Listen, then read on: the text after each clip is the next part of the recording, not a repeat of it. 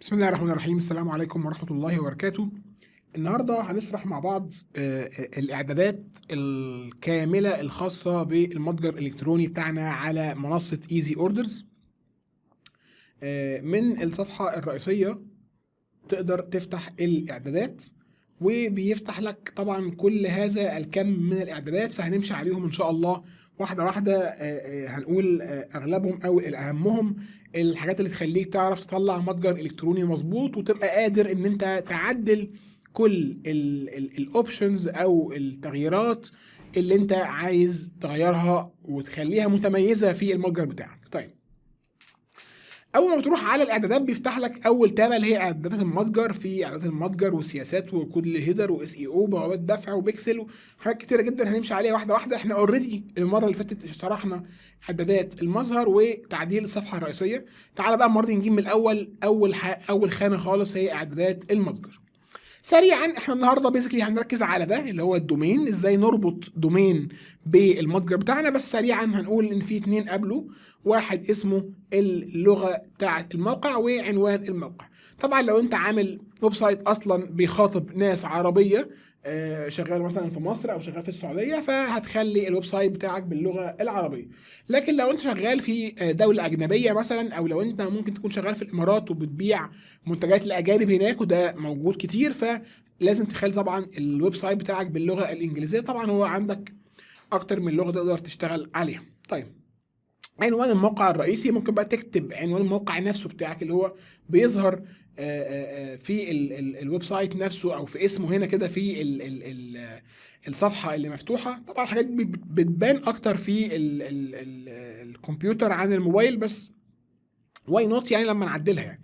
فمثلا ممكن نسمي الموقع بتاعنا موقع طقطق افضل مكان للتسوق على الانترنت مثلا، هفترض ذلك يعني، وتعمل حفظ من تحت وتسوي واحده ريفرش هنا، فطلع زي ما قلت لك اسم الموقع نفسه بقى يظهر هنا بشكل اللي انت كتبته. طيب، الحاجات دي سهله وبسيطه. نخش بقى على اعدادات الدومين، ازاي نربط دومين بالموقع بتاعنا.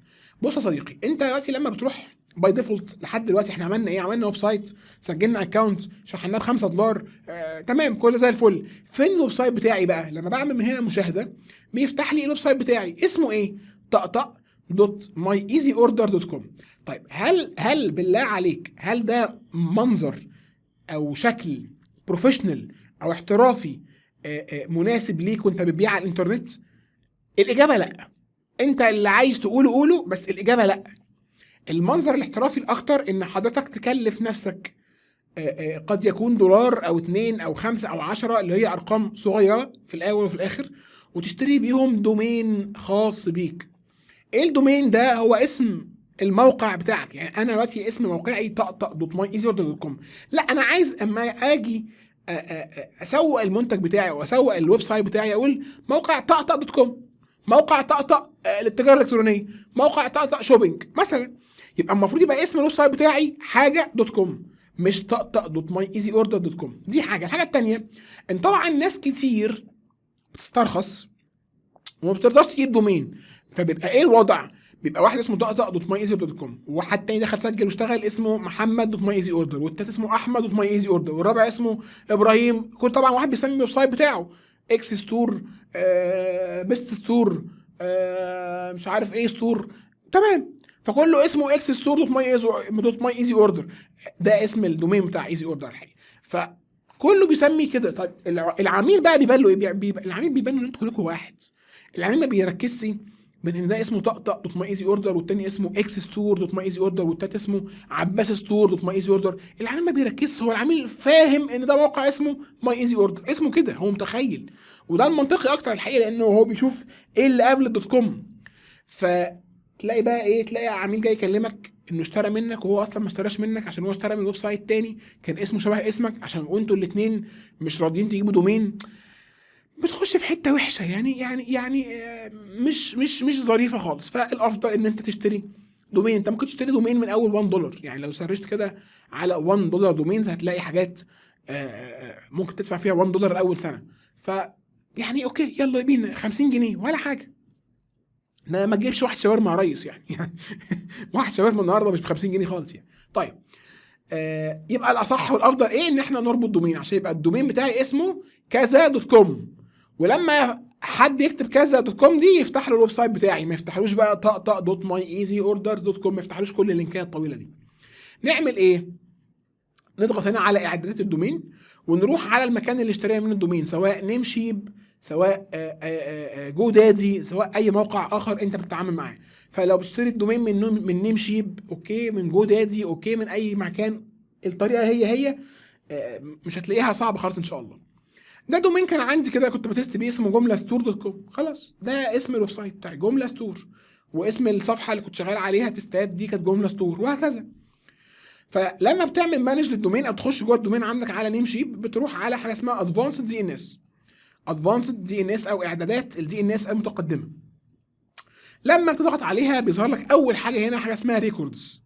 الريكوردز دي عايزين نغيرها. انت لو شاري دومين جديد هتلاقي هنا حاجات مكتوبه، هتعمل ايه يا ريس؟ ديليت اي حاجه تلاقي هنا موجوده في الريكوردات ديليت. طب وبعدين عايزين نعمل خطوتين اتنين ما لهمش تالت، خطوه هنا على نيم شيب وخطوه هنا على الويب سايت. اول حاجه او على ايزي اوردر، اول حاجه هتاخد اسم الدومين بتاعك كوبي من غير www، من غير http، من غير اي اضافه، يعني الاسم اللي مكتوب هنا فقط تاخده كوبي وتحطه هنا. بص حتى لك ادخل الدومين الاساسي بدون www او ادخل سب دومين في حاجه تمام، لكن في النهايه انا عايز ايه؟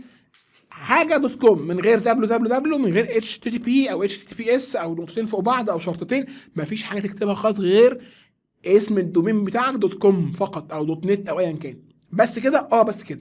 دي الخطوه اللي هعملها على ايزي اوردر. طيب الخطوه اللي هعملها على نيم شيب او جو دادي، ان انا هروح اخد ده كوبي، شايف ده؟ معلومات سجل السي نيم اللي هي الريكوردات او السجلات اللي احنا عايزين نضيفها، هنضيف سجل اسمه www نوعه سي نيم، هكتب في الخانه اللي مطلوب مني اكتب فيها ده، وممكن اخده كده كوبي. بتقول ايه يا عم سامر انا مش فاهم؟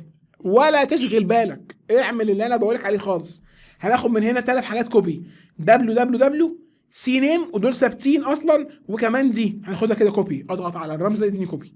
هاخد ال3 حاجات دول كوبي بس، لا اكتر ولا اقل، وهروح احطهم هنا جوه جوه نيم شيب زي ما اتفقت. هروح على ادفانسد دي ان اس، لو في اي ريكوردات هنا هلغيها واقول له اد نيو ريكورد. انا لغيت كل الريكوردات اللي كانت موجوده. انت لو شاري دومين جديد هتلاقي ريكوردات معموله فيه عشان تربطه بنيم شيب نفسها، فاكس دلتها كلها احذفها وروح قول له اد نيو ريكورد.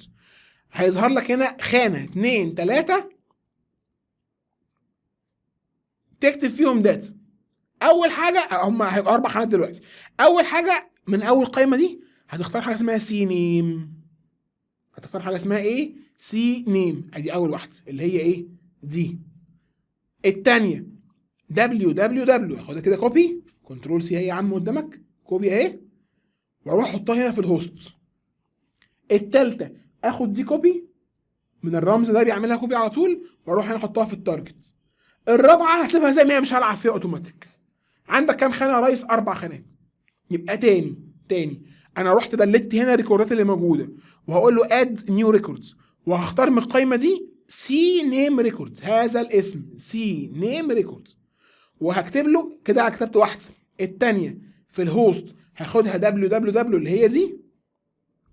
الثالثه اللي هي الفاليو هاخد القيمه دي كوبي اللي هي سي نيم دوت ايزي اوردر دوت كوم، او اللي هي دي اخدها كده كوبي من هنا واحطها هنا بيست. والرابعه اسيبها زي ما هي واقول له حفظ، اضغط على علامه الصح ماشي، واجي هنا واقول له حفظ. هو طبعا انا عشان كنت ربطه للاسف بدومين تاني، فاسف بستور تاني، فطبعا مش هيرضى. هفترض ان ده اسم الدومين بتاعي، معلش هفترض ان هو كده معلش، واقول له حفظ.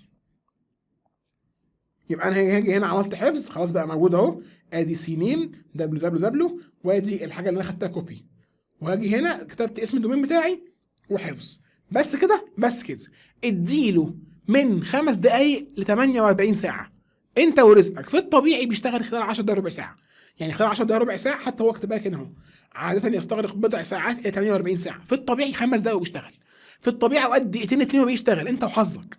لكن اوقات فعلا بتاخر لاسباب خارجه عن اراده كل الناس. فيعني انت لو بتربط اي ويب سايت في الدنيا باي حاجه هيعمل معاك كده، لو بتربط دومين باي خدمه في الدنيا ممكن يقعد معاك يوم كامل ما يشتغلش عادي جدا. فبعد فتره لما تيجي تعمل جمله ستور دوت كوم ده هيفتح لك الويب سايت بتاعنا.